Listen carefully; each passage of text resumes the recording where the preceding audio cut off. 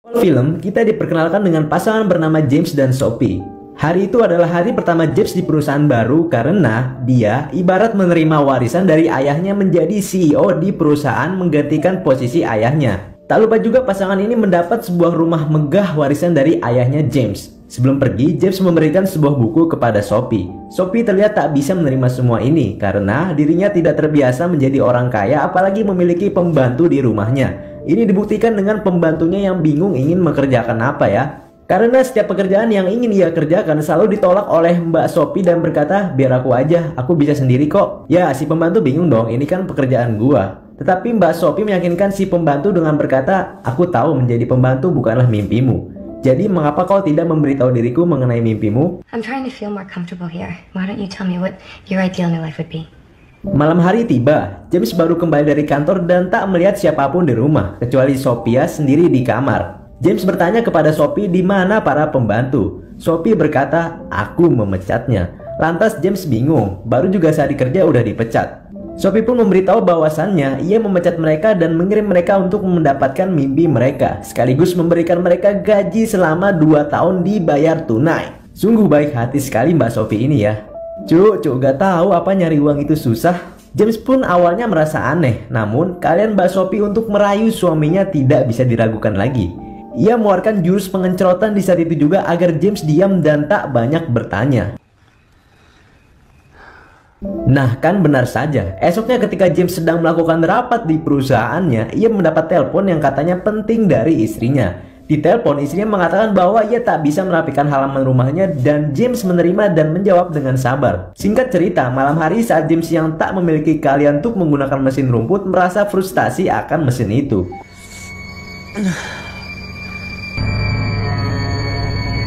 Sudah terlalu banyak masalah akibat Mbak Sophie yang terlalu manja. James akhirnya mengajak Sophie ke sebuah perusahaan yang memproduksi robot. Julian memperkenalkan para robot-robot itu. Robot-robot ini adalah terobosan masa depan. Jir, robotnya udah kayak manusia ya, mirip yang kayak ada di film Terminator. Robot ini tertanam AI pada sistem operasinya yang kemampuannya akan meningkat dari waktu ke waktu. Dan seperti robot pada umumnya, ia dapat diperintah untuk melakukan apa saja oleh manusia. Henry, please come here. Henry, I want you to kneel in front of James. I want you to lick the bottom of James's shoe. Kenikmatan es krim yang terdapat di alas sepatu. Karena tertarik dengan kemampuannya menjilat sepatu, mereka pun akhirnya setuju dan memesan robot itu. Di rumah mereka, Julian memberitahu cara merawat robot ini. Simpelnya, jika terjadi apa-apa, robot ini akan otomatis kembali ke stasiun docknya untuk mengatur ulang. Julian pun mengatakan, kalau ada apa-apa telepon gua aja ya. Yang terpenting untuk AI adalah biarkan ia tumbuh dan beradaptasi sendiri. Hari-hari mereka sekarang dipermudah dengan adanya Henry si robot. Sekarang Sophie tak perlu khawatir mengenai rasa bersalah dirinya akibat memperkerjakan pembantu. Mulai dari membuat sarapan,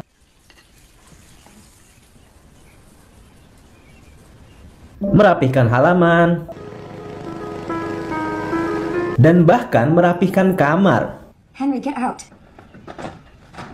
Mbak Sophie yang syok berat langsung melaporkan kejadian pengintipan itu kepada James yang sedang bekerja. Dan James dengan sabar menghadapi istrinya yang penuh dengan drama itu. Malam harinya, James dengan sabar meyakinkan istrinya, Neng, itu tuh robot, jadi santuy aja, dia gak bakal ngencrotin kamu kok.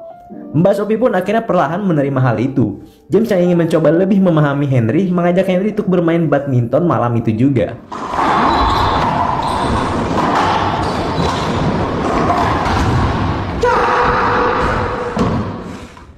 You believe in God? No. In monotheistic religions, he's the creator and ruler of the universe. I like you, Henry. Feeling is very mutual. Hari demi hari Mbak Sophie lebih sering dilalui bersama Henry daripada James yang lebih memilih sibuk dengan pekerjaannya. It represents the dream I once had. Do robots have dreams, Henry? No. Would you like me to take a break? Yeah, I would. Can you drink wine, Henry? I suppose I could. Hingga pada suatu hari, ketika Henry dan James sedang memperbaiki mobil, Henry bertanya kepada James mengenai rasa cintanya terhadap Sophie. Do you feel like your love for Sophie grows with time or fades? Do you feel fears? I believe I'll be obsolete one day, and my keepers may replace me. Malam hari tiba, ketika James dan Sophie sedang asik bermimpi, Sophie mendengar suara yang terkesan horor dari luar. Dengan segenap keberanian, sambil memanggil-manggil nama Henry, Mbak Sophie keluar untuk memeriksa hal itu.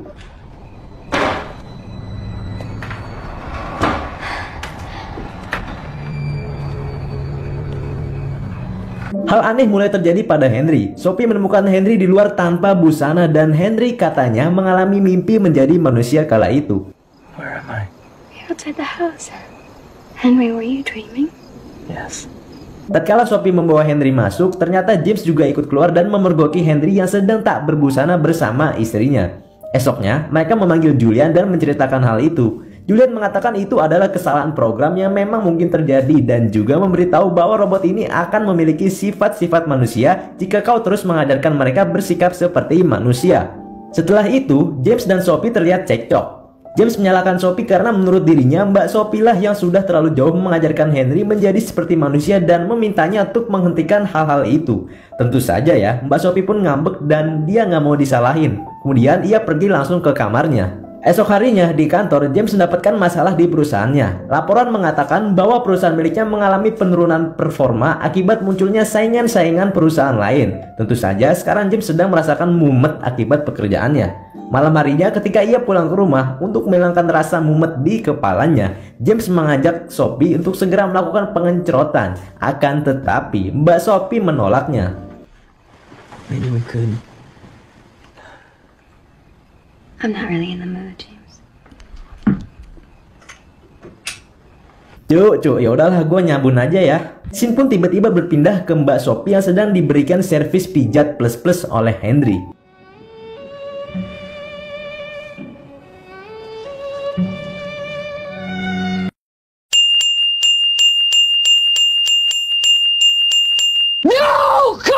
No, God, please, no! Ternyata itu adalah sebuah mimpi dari fantasi liar yang dimiliki oleh Mbak Sophie akibat sudah lama tidak melakukan pengencrotan dengan James. James bertanya, apakah kau bermimpi? Mimpi apa dirimu, Beb? Sophie menjawab, aku tidak ingat, Mas. Kemudian saat James sedang bekerja, Mbak Sophie yang memang nakal ingin melakukan pengencrotan sendiri di kamarnya. Tak lupa ia membuka pintu dengan maksud agar Henry melihat dirinya. Oh, Mbak Sophie, nakal sekali dirimu ya. Ketika sesi pengencrotan terjadi, Sophie merasa sedang diperhatikan oleh seseorang. Ya, benar saja. Ternyata itu adalah si Henry yang sedang lewat dan mungkin melihat pengencrotan yang dilakukan oleh Mbak Sophie tadi ya. Lagi-lagi sorenya, ketika James sudah pulang bekerja, ia melihat istrinya dan Henry sedang bermesraan di pinggir kolam. Hal itu jelas membuat James sakit hati dan langsung melaporkan itu kepada Julian. I think he's fallen for my wife. No, that's simply not possible. Would you like to return Henry to me? No, I'll only be blamed then.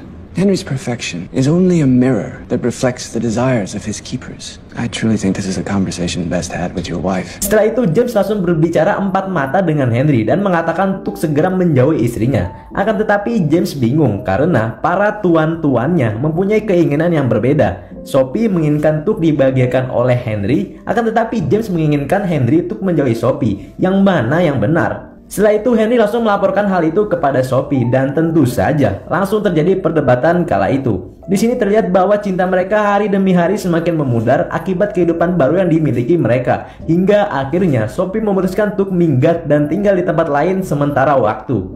I'm going to the city for a couple days. Jesus. It's not about what you say, James.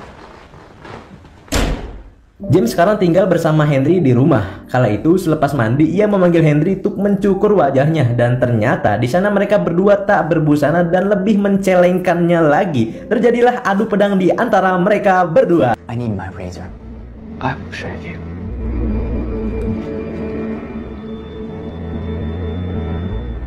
Teruntuk Mas James yang memiliki wajah tampan, badan yang bagus, kaya, digemari wanita, punya istri cantik, satu kata buat Anda. Blok! Ketika James di kantor ternyata Mbak Sophie sudah pulang dan langsung nelpon dirinya untuk segera pergi liburan berdua. Mereka pun sepertinya setuju untuk melakukan itu dan lebih lanjut nanti membicarakannya ketika James sudah berada di rumah. Akan tetapi di sisi lain selagi Sophie menunggu James untuk pulang, ia meminta Henry untuk memijitnya. I'm ready. Close your eyes. Why did you do that? I wish to please you, Sophie. Why did you mouth I love you? Isn't Isn't that how one tells another that they love them? Sepertinya Henry mulai memiliki rasa cinta akibat selalu diajarkan hal-hal manusiawi oleh Sophie. Sophie yang mendapat ciuman itu terlihat shock dan langsung menceritakan hal itu kepada James. I wish that game was a fucking shot. He only acts on what we want, Sophie, and you wanted this. No, James came out that I love you just like you do. It scared me. James yang emosi langsung menghampiri Henry yang sedang di stasiun dock dan memukulnya lalu kemudian mematikan aliran listrik pada alat itu. Paginya, ketika James bekerja, Henry yang sadar aliran listrik di stasiun docknya dimatikan, menghampiri Sophie untuk menanyakan mengapa kalian berdua melakukan ini kepada diriku. Sophie menjelaskan bahwa James membenci dirinya akibat ciuman yang kemarin. Henry terlihat sedih dan menganggap bahwa mereka semua akan segera membuang dirinya dan menganggap bahwa dirinya sudah tidak berguna lagi. I think before you do anything, you should talk to James. Henry, what are you saying? Then by definition, he is a hypocrite. But he let his lust happen with me in a way that you rejected. Akibat Henry terlihat semakin aneh, Sophie pun menghubungi Julian untuk datang dan Sophie segera memutuskan menghampiri James di kantornya. Kemudian Julian pun datang dan langsung disuruh oleh Sophie untuk mengatur ulang Henry. Julian pun langsung menghampiri Henry dan menyuruhnya untuk kembali ke stasiun docknya. I know of your lies, Julian. Robot ini mulai membangkang perintah penciptanya. Dan apa maksud perkataan bahwa Julian berbohong ya? Tak lama kemudian James dan Sophie pulang ke rumah dan anehnya tak ada siapapun di dalam rumah. Setelah mencari-cari, akhirnya mereka menemukan Henry yang sedang berada di luar dalam keadaan tak berbusana dan menghampirinya. Where is Julian, Henry? Julian is a liar, though. I know you're gonna dispose of me. A maker can fix everything for you. He's your god. Maybe my true God knows your God. That's fine, Henry. Kemudian scene berpindah ke perusahaan milik Julian. Yang mengejutkannya, di sana terlihat sudah ramai dengan FBI. Mengejutkannya lagi, ternyata para FBI berkata bahwa Julian adalah seorang penipu. Di sana James dan Sophie tahu bahwa para robot-robot itu adalah manusia. Jir, gue speechless. Gimana cara Julian membuat manusia ini seolah menjadi robot ya? James dan Sophie bersama para FBI kembali ke rumah mereka untuk mencari di mana keberadaan Julian. Namun tiba-tiba